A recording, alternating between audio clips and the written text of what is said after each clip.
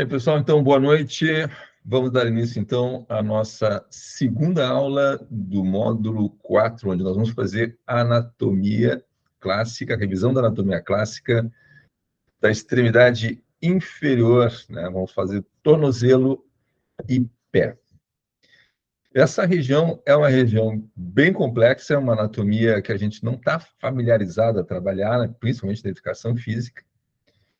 E ela é muito densa, ela não tem muita região de manobra, muita coisa para nós fazermos ali. É uma situação assim, ó, que do ponto de vista clínico, as intervenções que eu tenho trabalhado não são muito frequentes no pé. Tá? No pé a gente trabalha não com muita frequência. Esse módulo, né, o módulo 4, é problema no joelho, basicamente, né, dores no joelho, disfunções na perna. Claro, também a gente vê problemas do pé. Só que, na minha prática, pelo menos, né, quando eu pego problemas no pé, são problemas mesmo, né, são problemas estruturais. Quando a gente encontra alguma coisa neuromuscular no pé, não fiquem preocupados, tá? Porque são sempre intervenções simples que a gente encontra. Porque via de regra, dor no joelho está relacionado sempre, quase sempre, com o quadril. Pode estar relacionado também com o pé, tá? Mas, via de regra, não. Deixa eu compartilhar aqui.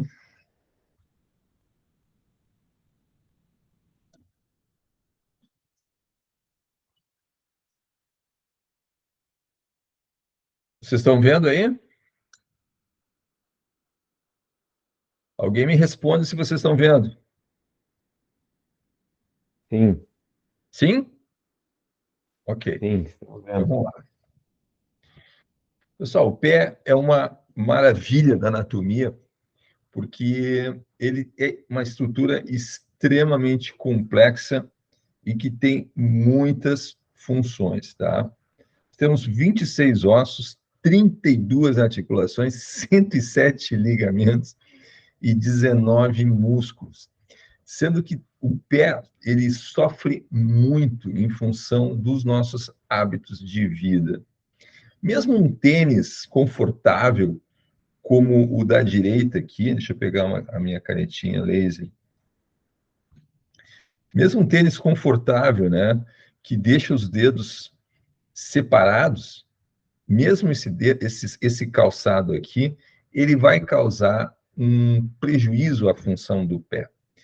E vocês estão carecas de saber, né, que os fabricantes de tênis tendem normalmente a colocar muito amortecimento na sola, né? Essa questão do calçado, do tênis, é um assunto complexo à parte também, né? Mas, assim, grosso modo, que a gente tem... Chegou mais alguém aqui? Só um pouquinho. Ah, meu Deus. Sempre que eu tenho que interromper, é um pó. Só um pouquinho. É o doutor Tadeu, né? Vamos deixar o doutor Tadeu entrar. Alô, doutor Tadeu. Voltando.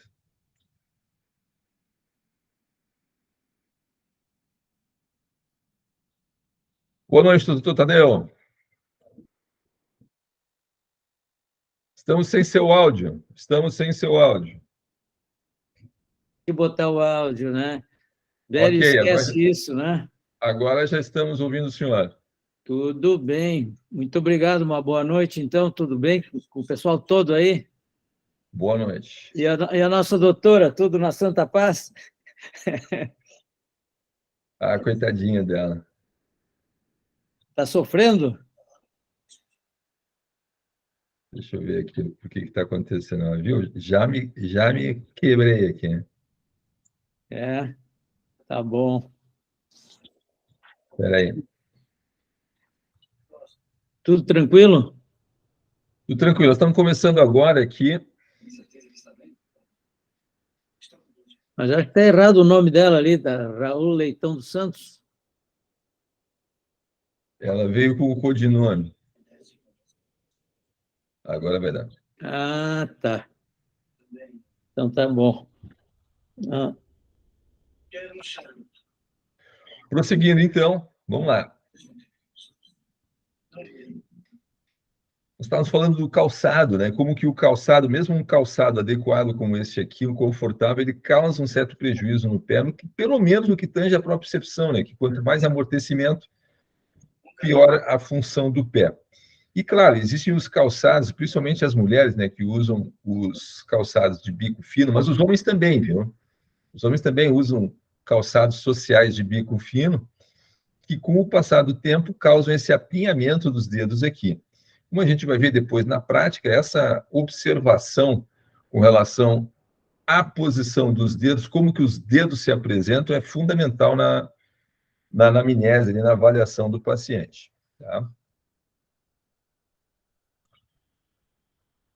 Deixa eu ver aqui.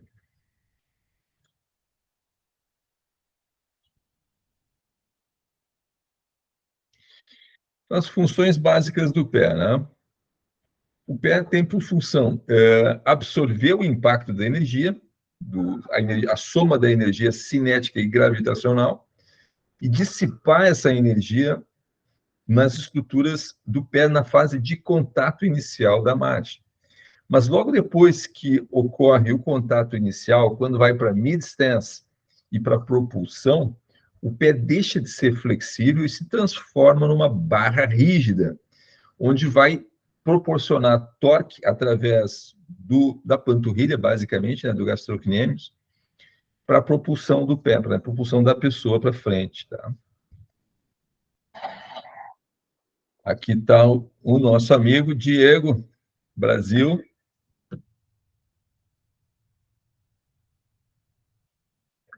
Então, vocês podem ver ali, ó, quando o pé entra em contato, ó, o que, que acontece? Vai para pronação. Ó. Esse é o chamado mecanismo de pronação. O mecanismo de pronação do Diego está perfeito, está funcionando. Né? Depois nós vamos ver um outro exemplo quando isso aí não está funcionando direito. Né? E para quem trabalha com corrida, né? Quem trabalha, professor que trabalha com corrida, prescreve muito trabalho de corrida, esse módulo aqui é bem importante.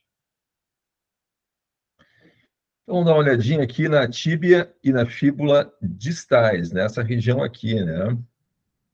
Essa região aqui, elas entram em contato com o talos, que é o osso abaixo, tá? E ela forma uma articulação em forma de dobradiça quando o pé está em cadeia cinética aberta. A função dessa articulação aqui muda quando a pessoa está em cinética aberta ou cinética fechada. Tá? Nós já vamos ver melhor isso aí. Bom, aqui embaixo, o que a gente tem de importante? Né? Nós temos os maléolos, né?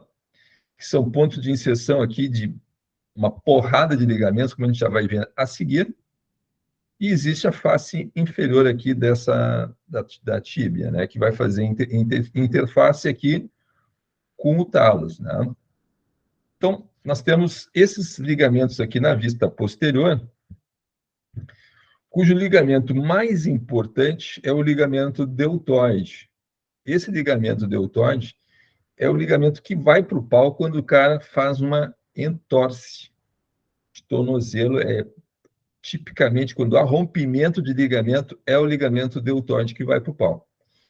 Mas tem outros, vários ligamentos aqui nessa estrutura, tá? São o ligamento tíbio-fibular, talo-fibular, calcâneo-fibular e talo-calcâneo, né? O nome do ligamento sempre é a junção, né, das duas estruturas ósseas que ele conecta. Né?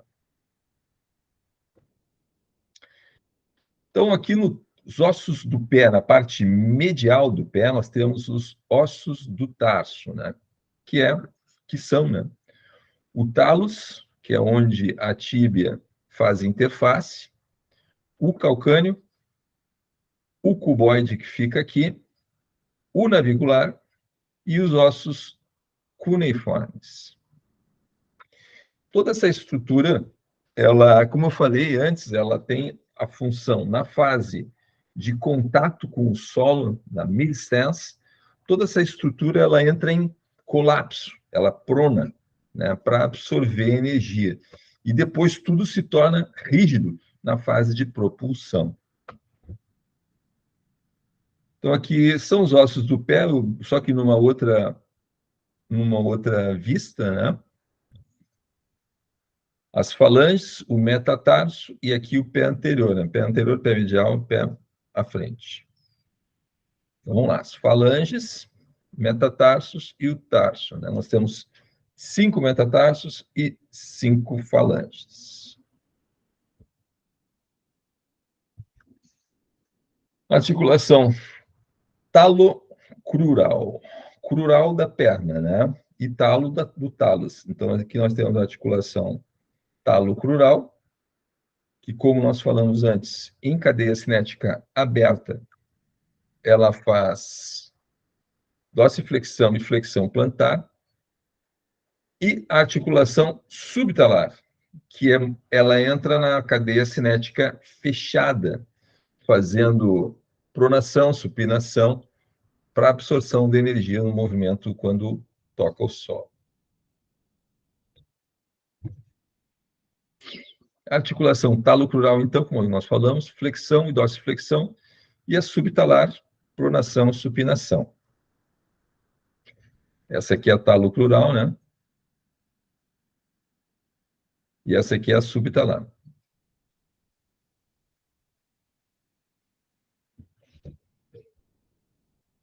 Movimentos do pé. Pé para cima, dorsiflexão, que é o pé de palhaço.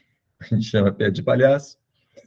E flexão plantar, pé para baixo, pé de bailarina. Então, para facilitar a comunicação com o paciente, pé de palhaço, pé de bailarina. E a inversão, né, o comando que a gente dá para o paciente é olhar a sola do pé, fazer a inversão, e eversão, que é o contrário, né? Pronação e supinação, supinação e pronação. Aqui a gente tem o movimento aqui, peraí, onde é que eu... Aqui vai dar para ver agora. A gente tem o tálus, o calcâneo,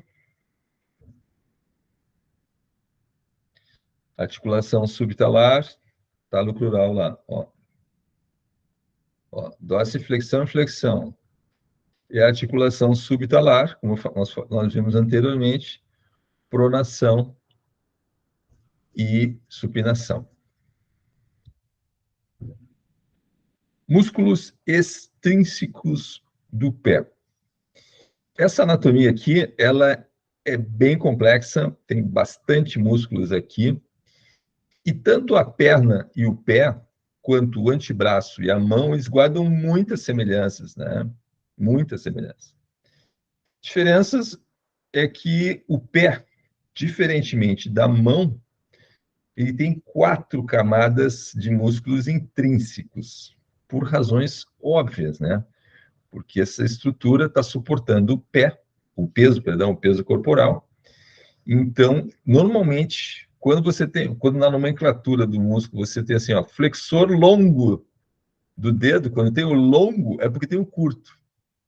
Então, o longo, normalmente, é um músculo extrínseco do pé. E os curtos são os intrínsecos do pé. Tá? Tipicamente é isso aí. Tem várias maneiras da gente apresentar essa anatomia. Eu achei, neste ano, já no ano passado também eu fiz assim, eu dividi por compartimento. Tá? O compartimento anterior, compartimento posterior, os compartimentos laterais, né? E depois a gente vê na anatomia funcional como é que esses carinhas se integram tanto aos trilhos anatômicos quanto aos subsistemas do corpo.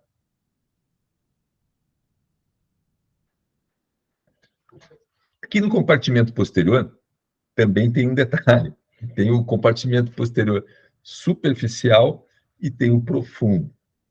Aqui no superficial a gente tem o gastrocnêmio, a panturrilha, o plantar e o solear, que conjuntamente eles recebem o nome de tríceps sural, né? Tríceps sural, cuja função basicamente é fazer dorsiflexão,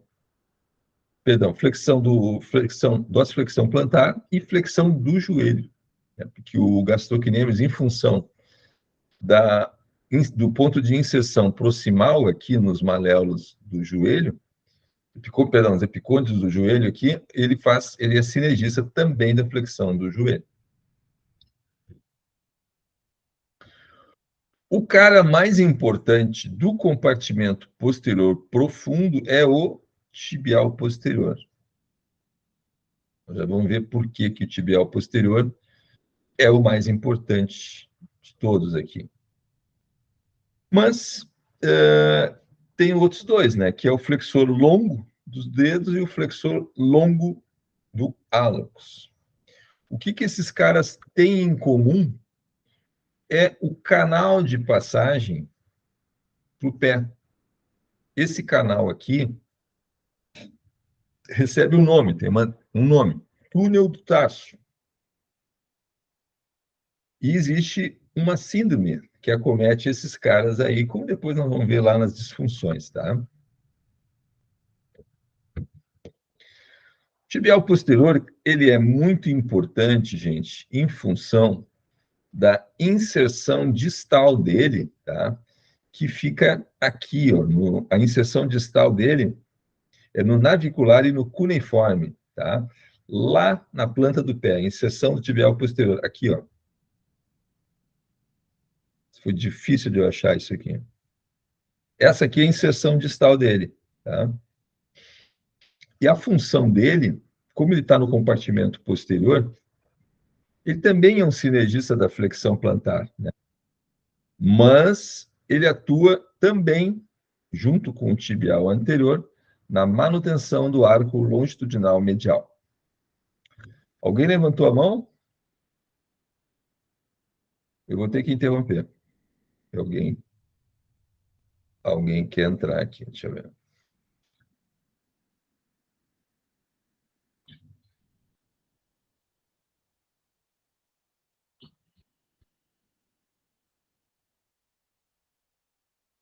Ai, meu Deus, sempre que acontece isso eu me perco, né? Deixa eu ver.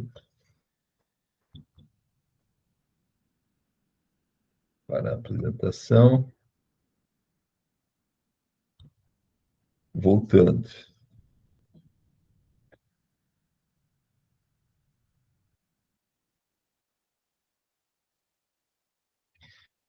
O acesso do tibial posterior também, nós vamos ver ali na prática, ele é meio complicadinho, tá? E ele está sempre envolvido nas disfunções da perna. Mais detalhes aqui do tibial posterior que eu coloquei, ó. Vou voltar a pegar aqui a canetinha. Aqui, olha só, todas as regiões aqui onde ele se insere, ó, no pé. Então, ele é um cara, o tibial posterior, ele é um músculo extrínseco do pé, responsável, não responsável, mas ele é sinergista, ele é um auxiliar da manutenção do arco plantar. E por que ele sofre tanto, né? Ele sofre tanto porque ele é o principal cara que é responsável pelo mecanismo de pronação, né? Quando vai para a pronação, é ele que segura a parada lá.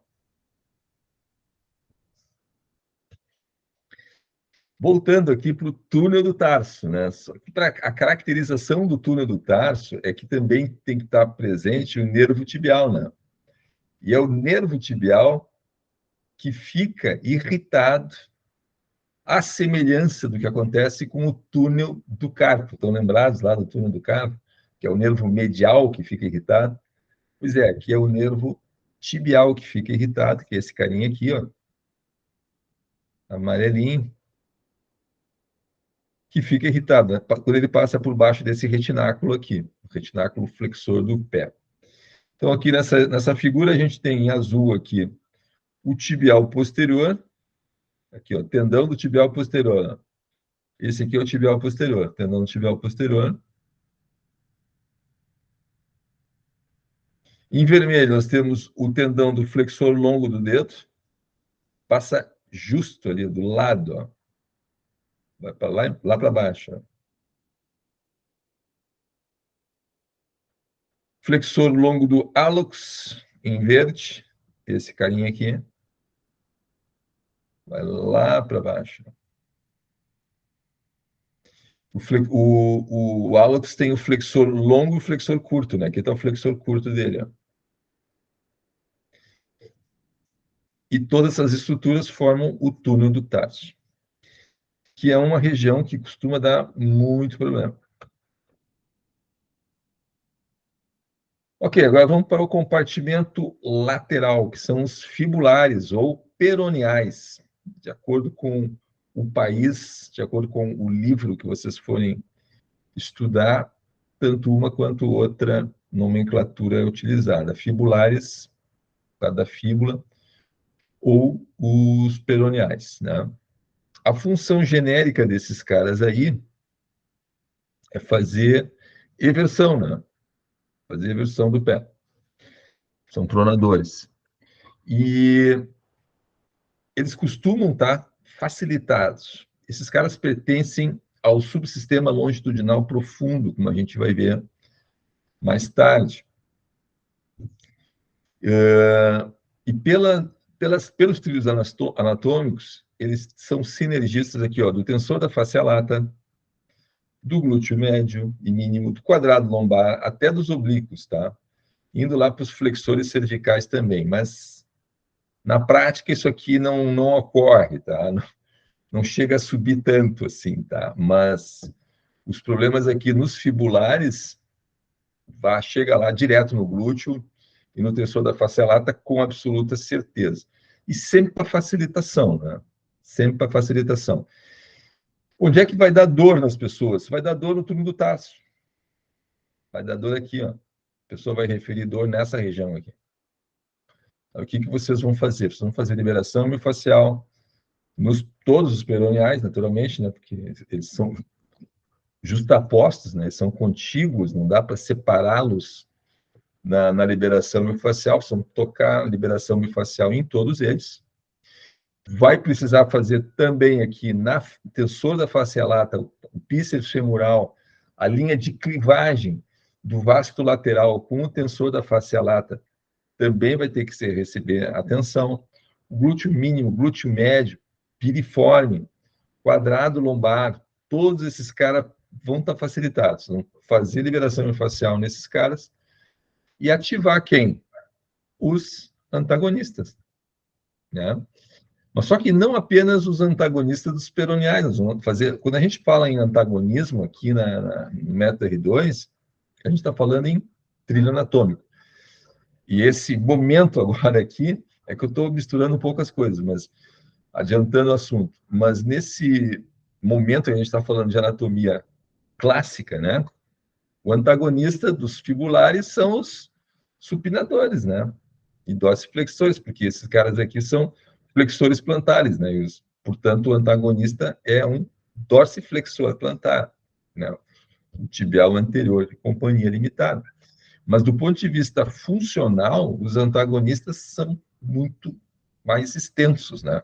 Aí vem os adutores, rotadores internos, um monte de gente lá.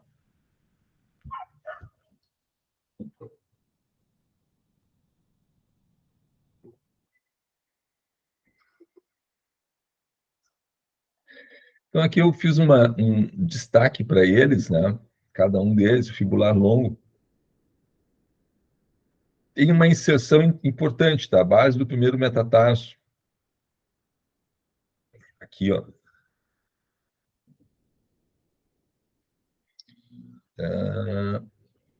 Esse cara aqui, ó. Aqui, ó. Primeiro metatarso, aqui. E quando esse cara fica facilitado, chega a causar problemas de fratura no processo estiloide no quinto metatarso.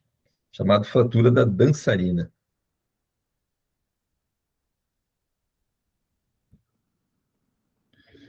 Vamos agora para o compartimento anterior, que é composto pelo tibial anterior, extensor longo do hálux, extensor longo dos dedos. Nunca esquecendo, tá? Nós vamos ver depois na parte prática lá. Isso aqui é importante a gente se lembrar, tá? Porque o dedão tem um extensor, que é o extensor longo, tem o extensor longo, e os dedos, os outros 4 dedos também têm um extensor. Portanto, é para fazer a dissociação. Por incrível que pareça, muitas e muitas pessoas que têm problemas nos pés não conseguem fazer a dissociação do dedão dos outros dedos. Tá? E claro que conjuntamente a função deles é fazer a flexão plantar. Né? Tibial anterior, detalhe do tibial anterior, esse cara junto com o tibial posterior são os músculos extrínsecos do pé responsáveis pela manutenção do arco medial, responsáveis pelo mecanismo de pronação-supinação, que é muito fácil, né? O tibial anterior, o que o tibial anterior faz? Faz dorsiflexão plantar. Mas isso em cadeia cinética aberta. Em cadeia cinética fechada, a função do músculo modifica. A gente não pode esquecer disso, né? Então, em cadeia cinética fechada, a função dele muda. Ele passa a ser um sinergista do tibial posterior na supinação do pé, manutenção do arco plantar, do arco longitudinal, tá? Em função do ponto de inserção distal dele aqui.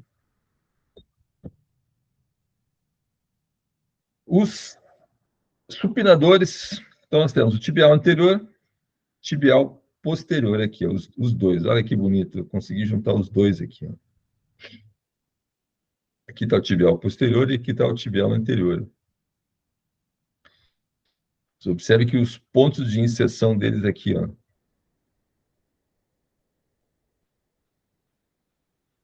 é semelhante, né? Por isso que, apesar de um ser anterior e o outro ser posterior, eles passam pela mesma região. Então, eles ajudam na manutenção do arco plantar, tá? Essa lista de sinergistas e antagonistas aqui, em hipótese alguma, precisam saber decorar isso aí. Isso aqui eu tirei do David Weinstock, tá? do livro do David. Mas isso aqui tem tudo na apostila lá, não precisa decorar isso aqui. O tibial anterior é um músculo também muito importante no agachamento, né? Porque sem o tibial anterior, tu vai cair para trás quando tu agachar. Certo?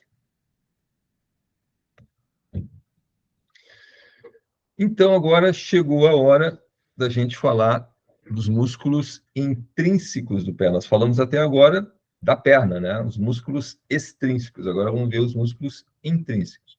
E como eu tinha falado antes, são 4 camadas. Primeira camada, composto pelo adutor do hálux, esse carinha aqui, que como o nome sugere, ele faz isso aqui, né? No dedão.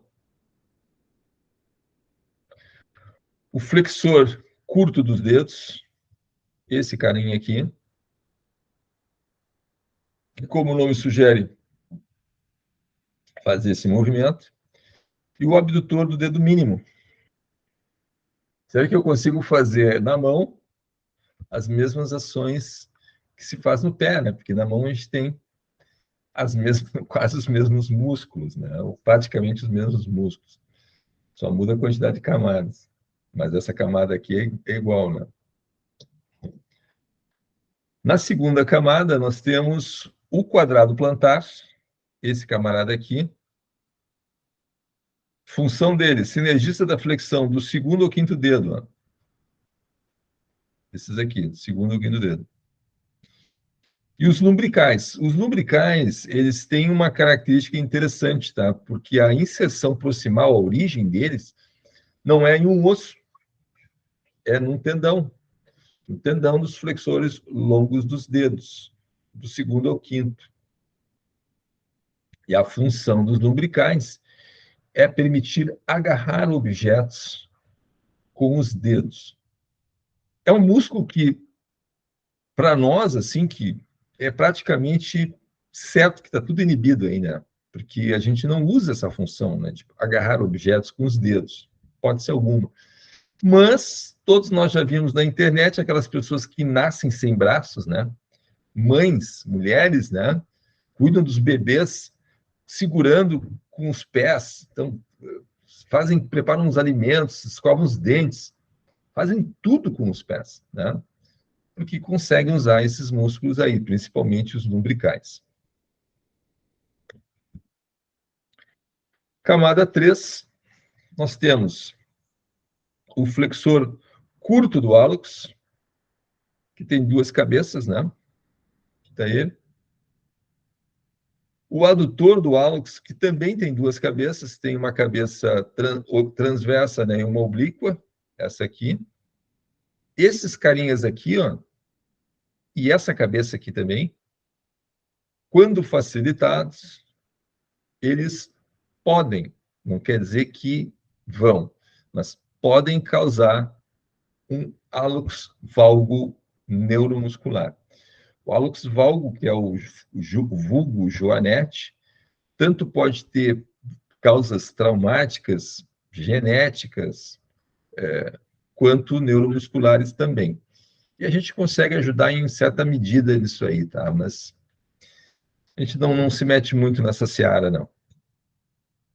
E o flexor curto do dedo mínimo, esse carinha aqui.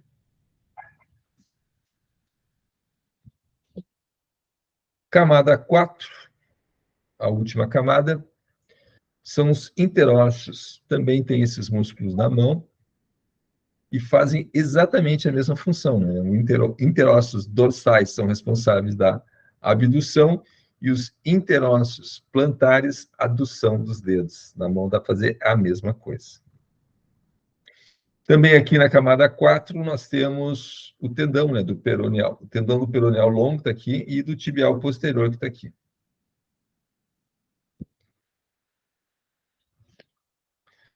Vamos então agora para os arcos plantares.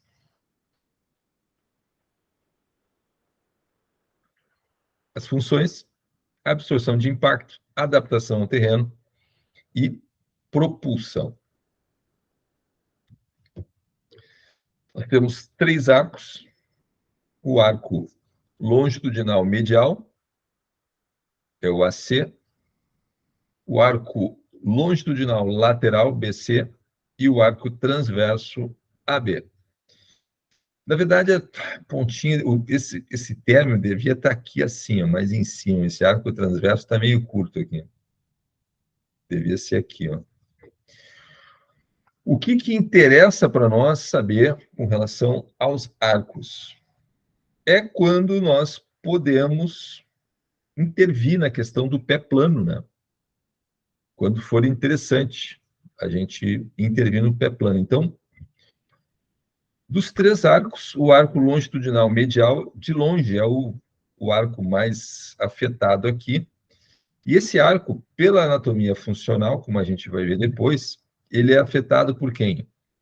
Pelos adutores do quadril, que é a linha anterior profunda, e tibial posterior, compartimento posterior profundo da perna.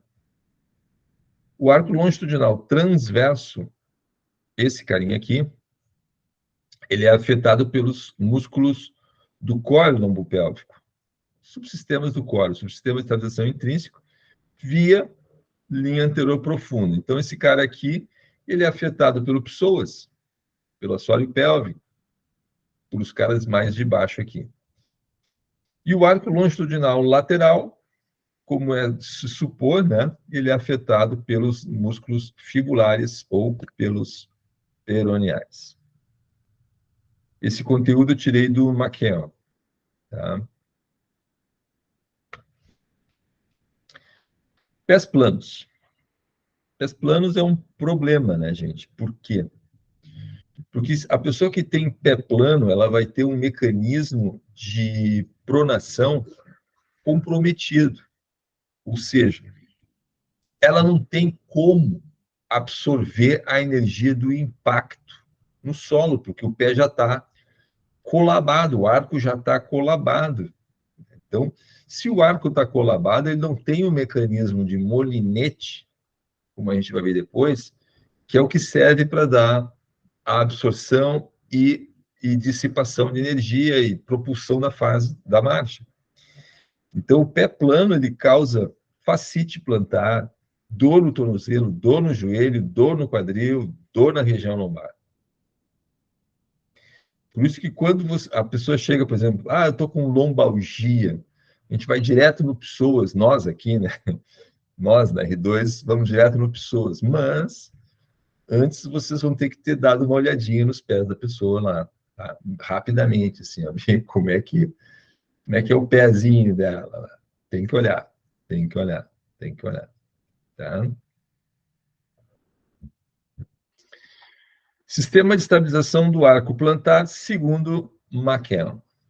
Então, são 3 subsistemas: subsistema neural, passivo e o ativo. Quem é o ativo? Os músculos intrínsecos do pé, as camadas intrínsecas do pé, as 4 camadas, né? E os músculos extrínsecos do pé, tibial anterior e tibial posterior. Subsistema neural é a carga proprioceptiva, tá? Só que aí tem o seguinte, né? O que ele chama de passivo, ele chama aqui, ó, fáscia plantar e ligamentos. Só que a fáscia plantar é rica em terminação nervosa, né? Então, como é que para nós fica essa classificação? Eu estou mostrando a visão do McKeown, né? Mas eu me permito discordar um pouquinho do McKeown, porque a fáscia plantar, tendo uma porrada de terminação nervosa, propriocepção, mecanotransdutor ali, um monte de terminações nervosas, no meu entender, ela devia ser enquadrada no subsistema neural. Já os ossos, sim, né? Vamos considerar os ossos fazendo parte do sistema passivo de estabilização, e os ligamentos ficam também naquela zona cinzenta, né? Sem sombra de dúvida, né, que o arco plantar depende da função daquele monte de ligamentos ali. Só que os ligamentos também têm terminações nervosas, também fazem parte do sistema neural.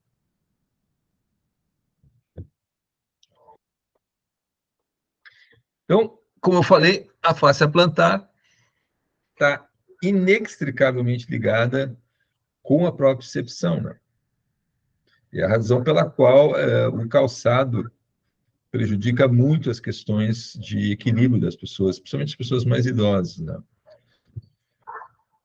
Vamos lá. A fáscia plantar é uma espessa camada de tecido conectivo, rica em terminações Ruffini, Pacini e terminações livres, né? A propriocepção depende da arquitetura desta estrutura miofascial. E do ponto de vista da anatomia funcional, a gente já sabe, né, que a fáscia plantar pertence à linha superficial posterior. No sistema ativo, como nós tínhamos falado antes, as 4 camadas dos músculos intrínsecos, notadamente as camadas 1 e 2 alinham os arcos medial e longitudinal, e as camadas 3 e 4 o arco transversal. Eu sugiro a vocês baterem uma foto dessa tela, porque essa informação que eu estou dando para vocês me custou não sei quanto tempo para achar isso aí, tá? Mas não foi pouco tempo, foi bastante tempo.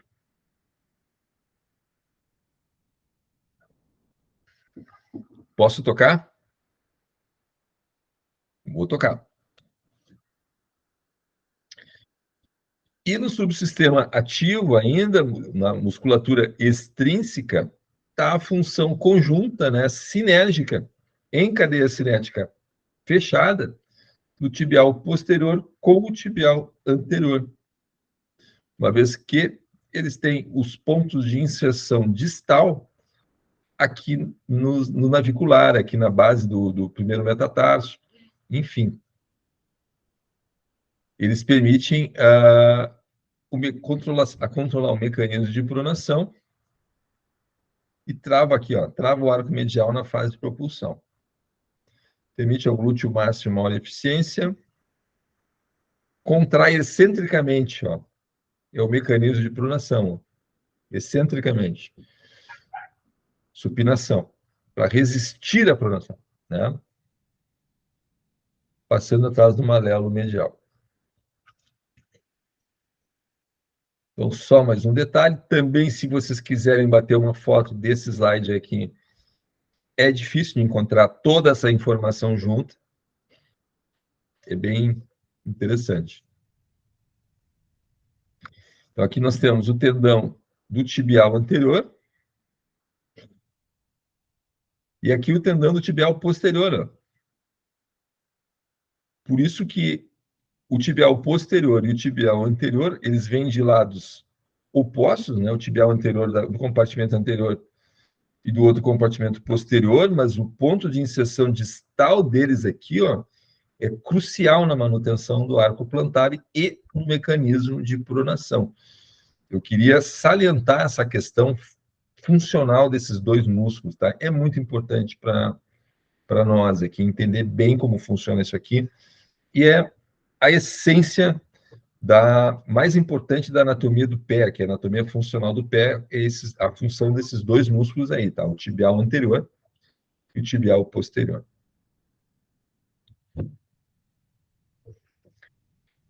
Eu botei passivo entre aspas, porque eu não considero os ligamentos passivos, né? Mas, enfim, o Maquião considera, né? Então, vamos lá. O subsistema passivo são os ligamentos, né? Então, esses são os principais ligamentos envolvidos na manutenção do arco plantar. Ligamento calcâneo, navicular, ligamento plantar curto, ligamento plantar longo, esse aqui, e a fáscia aponeurose, né? A fáscia plantar aponerótica, né? Que é a fáscia plantar está aqui, ó. Então, quando a gente vê um pé plano, um pé colabado, um pé caído, o que está por trás daquilo ali? Essa é a pergunta de $1 milhão, né? Tem que olhar o paciente como um todo, porque dificilmente vocês vão ver uma coisa isolada. Normalmente, um pé muito chato, um pé colabado, um pé pronado, assim, ele tem mais coisa junto, né, para cima. E não é, via de regra, não é uma coisa que nós aqui, na R2, nós possamos consertar do ponto de vista neuromuscular, tá? Mas, claro, eu sou obrigado a mostrar esse conteúdo para vocês, porque vocês vão enfrentar essa situação na prática clínica de vocês, né? Então, vocês têm que ter visto isso aqui em algum lugar, que é aqui. A gente chama, a literatura chama, né, de windlass, molinete, mecanismo windlass, que nada mais é do que o efeito de absorver e dissipar a energia cinética do contato com o solo em todas aquelas estruturas, mas principalmente nos músculos intrínsecos, extrínsecos e ligamentos do pé, tá? Então, ele é essencial para a absorção de impactos e na fase de propulsão. Porque na absorção de impacto, esse mecanismo colaba, né? Ele se desmancha, o pé fica flexível, e na fase de propulsão fica tudo rígido para impulsionar o pé à frente. Ainda no subsistema passivo, os ligamentos, coloquei aqui mais alguns ligamentos importantes. Ligamento calcâneo fibular, talofibular e os ligamentos deltoide aqui, ó. Quem faz parte do ligamento deltoide, ó. Todos esses carinhas aqui, chamado genericamente de deltoide. Todos esses aqui, ó, são os ligamentos deltoides, que são os que vão para o pau quando tem um entorse do tornozelo. Bom, deixa eu ver. Terminamos a anatomia. 20 e 51.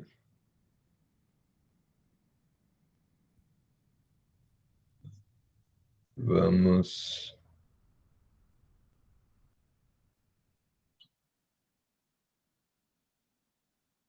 Vamos parar hoje naquele momento ali. Na aula seguinte, a gente avança para anatomia funcional. Agora chegou a hora do nosso bate-papo aqui. Saber o que vocês estão fazendo, como é que está indo, se pegaram já algum caso aí de pé, de joelho. Vamos começar por quê? Vamos começar pelo mais experiente, né? O Joselito. Fala aí, meu amigo. Joselito. Pegou o joelho e pé essa semana, como é que está indo a coisa aí? Não. Semana foi bem como a anterior que eu tinha te falado, né? Eu estou com um bom número de pessoas, né?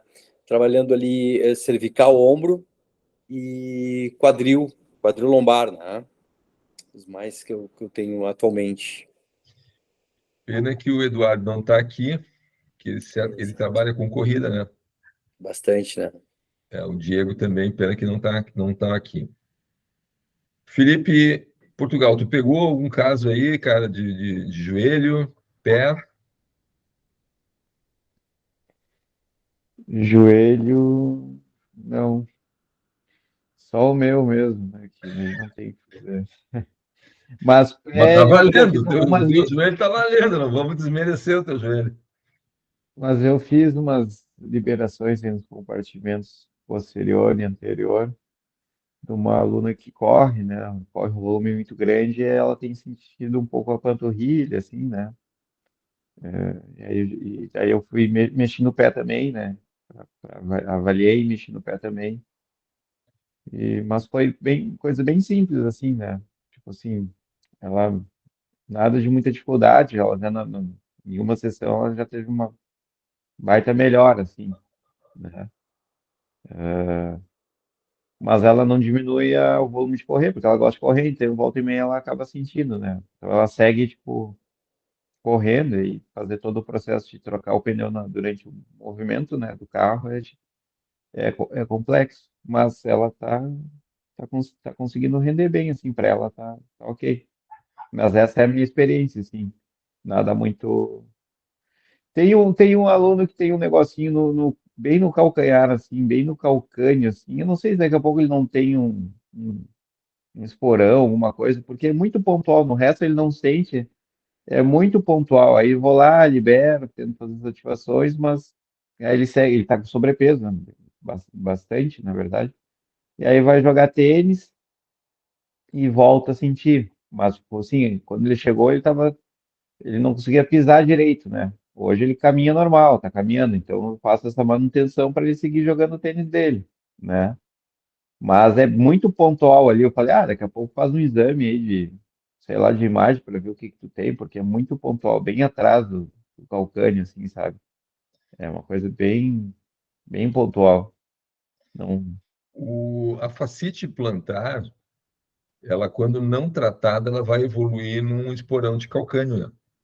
Uhum. Foi o que eu pensei. Eu falei, faz um exame daqui a pouco para descartar E isso, aí, né? Tem quando uma chega no possibilidade. esporão do calcânio, ferrou, né? Nós temos a famosa adaptação anatômica, que é o esteófito ali, o migração de íons de cálcio, né, para inserção distal ali inserção proximal da face plantar ali pertinho do calcânio, porque é a tentativa do organismo de estabilizar aquela situação ali, né?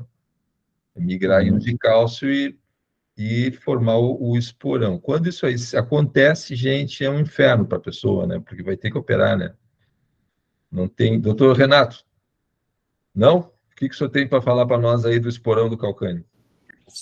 Olha, operar é a última coisa para esporão de calcânio e para se plantar. O que está na moda agora dos teus concorrentes aí é a ondas de choque. Tá? It's very expensive e também não resolve muita coisa. Tá? Então, tem várias outras maneiras de resolver isso aí, tanto a fascite plantar. Mas eu gostei da sua aula, porque nós, dentro da ortopedia, tu dá muito valor ao ligamento deltoide e ao que o senhor se referiu ali, que é a sindesmose, que mantém a mortalha tibio-peroneira, que é o ponto de equilíbrio no pé, que faz o navículo, o astrágalo, né, trabalhar com a articulação tibial e fibular. Né? Então, a parte do resto da parte ligamentar, o que nos traz mais problema, digamos, é a subluxação, que é pela elasticidade dos ligamentos, o que gera uma instabilidade. E isso é muito difícil de tratar hoje. A artrose de tornozelo ainda está muito complicada de tratar, porque tentaram inventar uma prótese total de tornozelo, que não funciona. Então, tem experiências ainda, né? Artrose do tornozelo, eu nem falo aqui no curso, né? Porque sim. Isso aí não cabe pertence mesmo, não pertence aqui à nossa área, nosso escopo de intervenção, né? Com certeza. E as sequelas das cirurgias são muito graves, porque tira realmente a estabilidade do pé, do tornozelo, do membro inferior.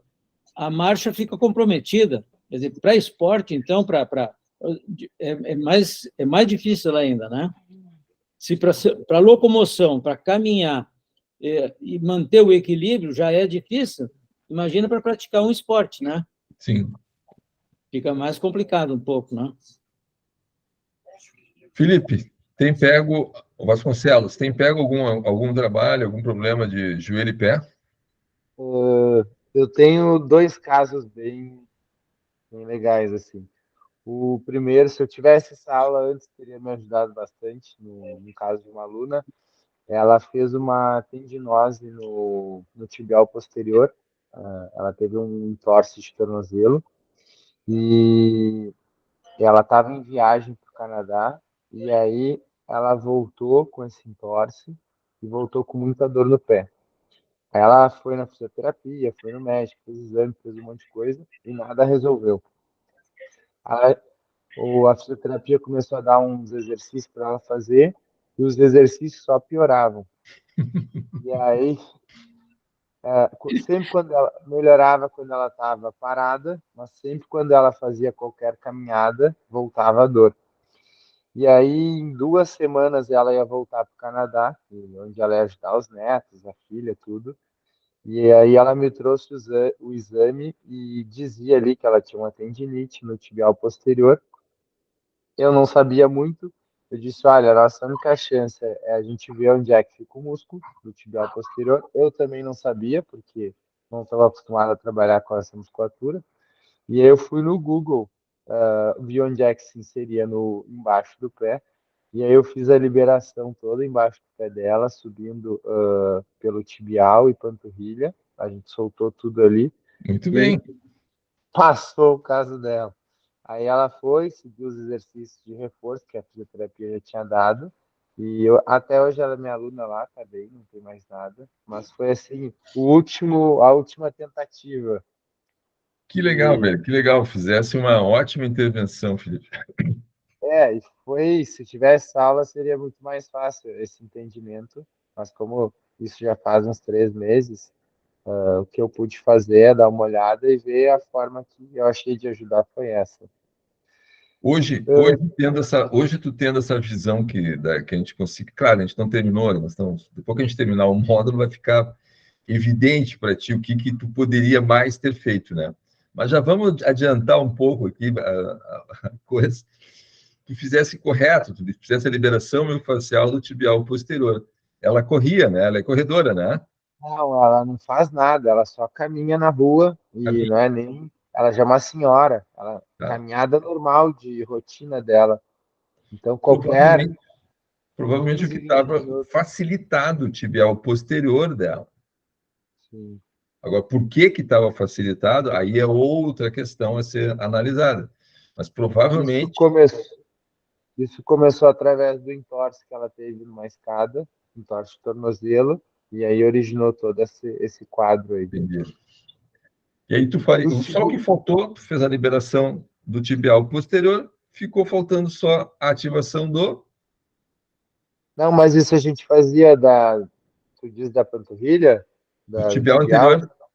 a gente já fazia, porque na fisioterapia já estava sendo feito os exercícios de panturrilha e tibial. Só que com a carga que ela tinha no tibial posterior, seguia doendo. Então, a intervenção que eu fiz foi a liberação, porque os exercícios seguiram. E aí mudou bastante o quadro dela, e até hoje ela está bem, não teve mais Entendi, nada. entendi. E o segundo caso, sexta-feira me apareceu um menino que já era meu aluno. Ele teve 2 cirurgias de ligamento cruzado, e onde ele começou reforço lá, a gente só fez reforço mesmo, e ele estava bem.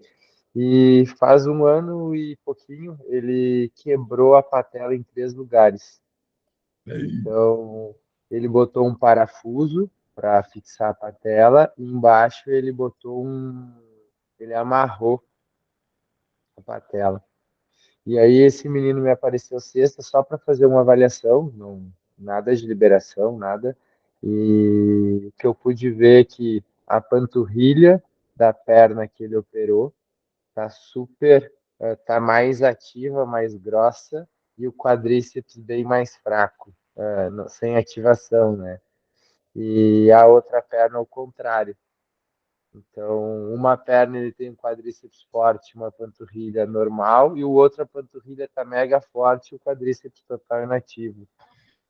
Provavelmente, se tu palpar o poplíteo dele, vai estar Ah, facilitado. é. Tá? E o principal antagonista do poplíteo, quem é? Quem é? É o quadríceps? Quadríceps. Sim. Então, olha, tiro dado, bugio deitado. Cirurgia no joelho, poplíteo facilitado, quadríceps inibido. Sim. Esse vai amanhã lá, amanhã de manhã cedo, e ele vai para começar os exercícios mesmo. Mas então, a gente vai começar pelos exercícios na academia mesmo, fazer liberação com bolinha e rolo, e os exercícios de Mas, normal ali, mas, de mas, ativação de mas quadríceps. examina o poplíteo dele antes. Sim, sim, Porque se o poplíteo tiver facilitado, ele não vai ter não vai funcionar o trabalho de ativação sim. do quadríceps, porque o poplíteo vai estar inibindo o quadríceps, e a experiência vai ser ruim, né, para ele de treinar quadríceps. Esse menino está há 1 ano na fisioterapia. E agora a fisioterapeuta liberou para os exercícios, e eu disse, que bom que tu começou assim. Mano, Que bom que começou assim, a gente vai conseguir dar uma olhada e dar um segmento bom, que legal. legal que foi oportuno, então, essa nossa aula de hoje. Sim, sim, foi super importante. E Alexandre, rapidinho, o último caso meu, né? Lembra do meu cisto que estava inchado? sim, Eu desinchei ele com gelo, fazendo gelo 4 vezes por dia ali para desinchar e ativação do quadríceps. E faz 2 semanas que eu tô sem dor. Voltou ao normal. maravilha. Alexandre, tem alguma coisa para falar? Quer falar alguma coisa?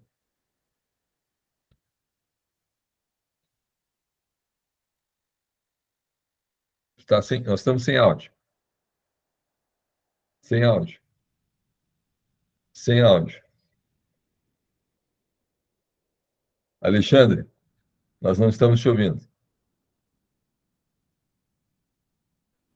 Ah, tudo bom. Eu fiquei só com a parte auditiva, não consegui enxergar nada, mas não tem problema que eu vou assistir depois de novo o vídeo todo ele.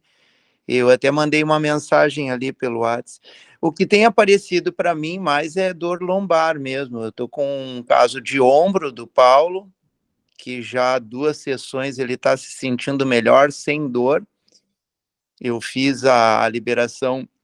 Eu comecei a sentir melhora nele quando eu fiz a liberação do supraespinhoso, do infraespinhoso e dos romboides dele ali, e o exercício da torta na cara.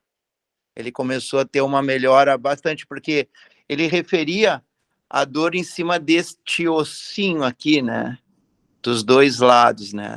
Acromioclavicular. Isso, mas era bem pontual aqui em cima. Eu pedia para ele fazer um gelo ali, mas ele era meio displicente. Mas nas duas últimos atendimentos que eu faço uma vez por semana com ele está bem melhor. E no último encontro ele estava sem dor no ombro, sem dor no clavicular aqui. Amanhã eu vou atender uma menina que está com dor lombar, que é a Andrea, que é a esposa do Lawson, de um aluno meu. Ela gosta de ginástica de academia, pump, faz bastante, mas ela tem viajado bastante, passou o mês viajando em avião para cima e para baixo, Rio de Janeiro, Nordeste, tudo, e ela me mandou uma mensagem hoje com a lombar bem ruinzinha, assim. Amanhã eu vou avaliar ela e vou atender ela. Vocês observem essa história interessante, né? A aluna do Alexandre com dor, buscando recurso nele, e não no fisioterapeuta. Isso já é uma coisa muito importante que tu está conseguindo aí, Alexandre. Legal. Porque o que nós estamos fazendo aqui, nesse momento, é criar uma função que não existia para o educador físico, né? Para o profissional de educação física, que é a função de clínico, onde tu vai resolver alguma coisa tecnicamente na área da saúde para o teu aluno. Porque até agora, quais são as funções que tem o professor de educação física, né? Recreação de adultos e hipertrofia, trabalho de estética, né? E nós estamos criando uma terceira função, que é essa aí, a de clínico. Raul Leitão, Carol. Deixa eu só te fazer uma última pergunta, Ivan. Fala, Alexandre. E quanto ao entorse de tornozelo, né, o mais comum que eu sempre encontrei, que eu acho que nos desportos acontecem, é a lesão do talo fibular e do calcâneo fibular, né? Que se dá aquele entorse mais comum, e o deltoide, o ligamento deltoide, ele não fica tão exposto, né? Nesses tipos de entorse mais comum. Talvez aí o doutor Renato tenha mais substrato para falar sobre isso. O entorse normalmente, grau 1, grau 2, grau 3, isso aí trata basicamente, conservadoramente, né? Perna elevada, repouso, ausência, pode usar até muleta no início, né? Semana passada eu tive a minha neta de 10 aninhos torceu o tornozelo direito, ela faz patinação, né? Mas o entorse grau 1 para 2, então edema restrito, né? Pouca dor, só foi feito o enfaixamento, né? E eu examinei ela depois, porque ela já tinha ido no ortopedista aqui em Porto Alegre, são muitos sectários, né? Vai no trauma, mas vai já no especialista do pé ou do tornozelo, né? Então, não tem a figura do geral, assim. Então, eu acho que o que o professor Ivan falou é muito importante, ele chama de clínico, mas, na realidade, é um diagnóstico que vocês fazem e, já conjuntamente, fazem o tratamento para a dor, né? Com conhecimento, isso é diferente, porque a maioria das escolas não dão isso, né? Então, é mais complicado um pouco. Acho que é esse o caminho mesmo, tá? É esse o caminho. E vai acabar daqui uns 20 ou 30 anos, eu certamente não vou estar aqui, mas vão trabalhar mais conjuntamente. Entende? Porque se tu pegar um tumor ou pegar digamos, uma lesão completa de ligamento, vai ser mais difícil de fazer o diagnóstico. Então, tu não pode perder muito tempo também. Então, tem todas essas coisas, né? Veja bem, no meu caso ali, que houve na realidade, houve uma contusão condrocostal. Eu nem raio-x não fiz. Consultei o médico, né? Qual foi o médico? Eu mesmo, né? Faltei e tal, aguentei 3 semanas, aí a própria natureza resolveu o assunto, não era grave, né? A respiração estava boa, escutei, botei estetoscópio, sem problema nenhum. Mas isso aí tem que ter equilíbrio para fazer isso aí, senão não faz. O pessoal se assusta muito, né? Aí agora, vou ficar sem caminhar, vou ficar sem andar? É 2 pés, 2 tornozelos que tu tem só, né? O Alexandre queria falar mais uma coisa, levantar essa mão, Alexandre, de novo.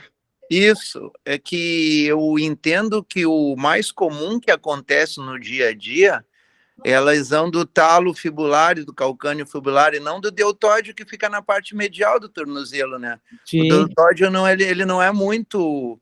É difícil de tu torcer o tornozelo é mais fácil tu torcer o tornozelo quando ele supina, não quando ele prona, né?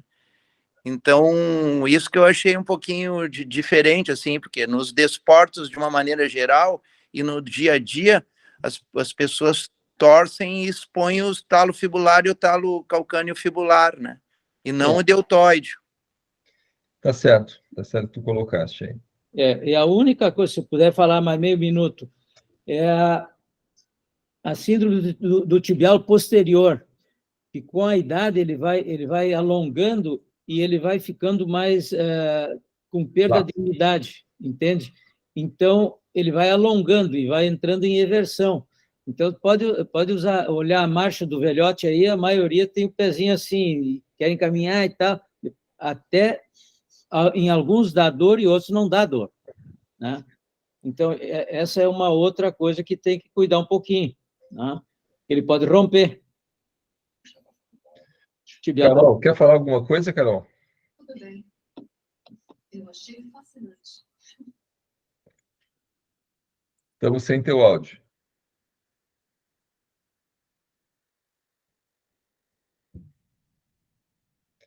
Estamos sem teu áudio.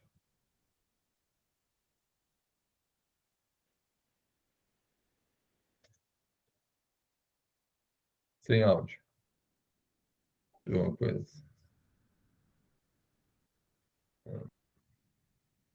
Tá. A Carol está com um problema aqui no áudio, mas enfim. Pessoal, é 9h21h13 agora. Se vocês têm mais alguma coisa para falar, podemos falar.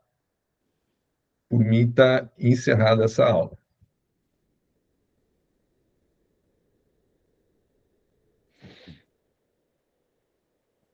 Beleza? Boa noite a todos, então.